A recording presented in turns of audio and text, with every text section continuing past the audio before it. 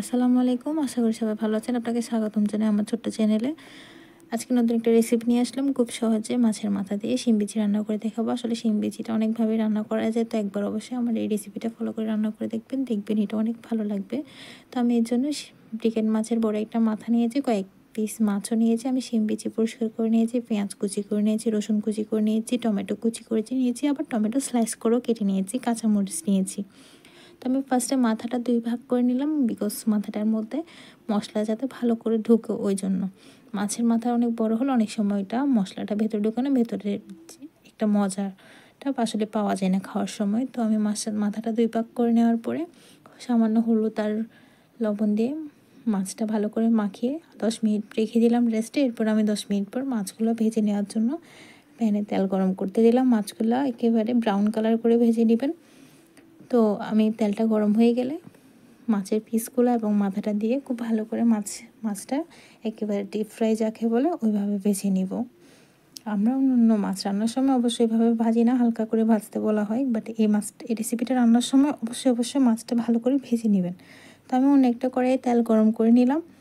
1 চামচ মতো গোটা পাঁচফোড়ন দিলাম, 2টো এলাচ, 2টো লঙ্কা, 2টো তেজপাতা কুচি করে ছিঁড়ে দিয়েছি। এরপর আমি গোটা পাঁচফোড়ন, রসুন কুচি দিয়ে একটু ব্রাউন কালার করে ভেজে নেব। এরপর আমি পেঁয়াজ কুচিটা দিব, টমেটো কুচিটা এভাবে দিলে আর আপনার পেস্ট করে দেওয়ার প্রয়োজন হয় না। তো আমি এখানে আধা চামচ হলুদ গুঁড়ো দিলাম, 3 চামচ মরিচ গুঁড়ো দিলাম, 1.5 চামচ মতো মশলা গুঁড়ো দিলাম। এরপর আমি পেঁয়াজ বাটাটা অ্যাড করলাম। অ্যাড করে আপনারা ফার্স্ট অ্যাড করতে পারেন চাইলে, আমি লাস্টের দিকে অ্যাড করলাম, যেহেতু আমি এটা ডিপ থেকে বের করেছি ওই জন্য। তো আমি এবার মশলাটা খুব ভালো করে কষিয়ে নেব।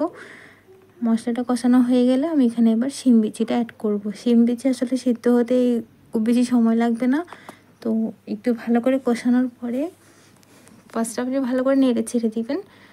খুব বেশি যদি আপনি চুলার মধ্যে ফুটিয়ে ফেলেন তাহলে কি হবে, এটা খাওয়ার সময় দেখবেন একেবারে ডাল হয়ে যাচ্ছে, একদম নরম হয়ে যাচ্ছে। তো এটা হাফ সিদ্ধ থাকা অবস্থায় আসলে বুঝে আসলে এটা করতে হবে। আমি বলে বোঝাতে পারবো না, একেবারে খুব বেশি সিদ্ধ করে নেবেন না।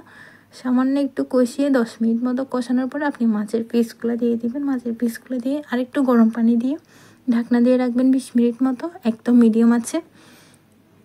20 মিনিট মতো লাগবেন একদম মিডিয়াম আছে। রাখার পরে আপনি আরেকটু নেড়ে ছেড়ে দিবেন। 10 মিনিট পরে এসে দেখুন আমার বিচিগুলো দেখে বুঝতে পারছেন অনেকটা সিদ্ধ হয়ে গেছে। তো আমি এই পর্যায়ে এখানে আমি আরও 10 মিনিট মতো চুলায় রাখবো, একদম লো আছে। তো আমি এখানে এর জন্য টমেটো দিয়ে দিয়েছি, কয়েক টুকরো কাঁচামরিচ দিয়ে দিলাম, ধনিয়া পাতাও দিয়ে দিব, দিয়ে আমি ঢাকনা দিয়ে রাখবো একদম লো আছে 10 মিনিট মতো। দেখুন আমার রান্না কিন্তু রেডি। তো আমার কাছে মনে হলো যে লবণটা কম হবে, আপনারা লবণটা অবশ্যই আপনাদের স্বাদ মতো দিবেন। আমার ভিডিওগুলো ভালো লাগলে লাইক অ্যান্ড সাবস্ক্রাইব করে পাশে থাকার অনুরোধ রইল। আসসালামু আলাইকুম।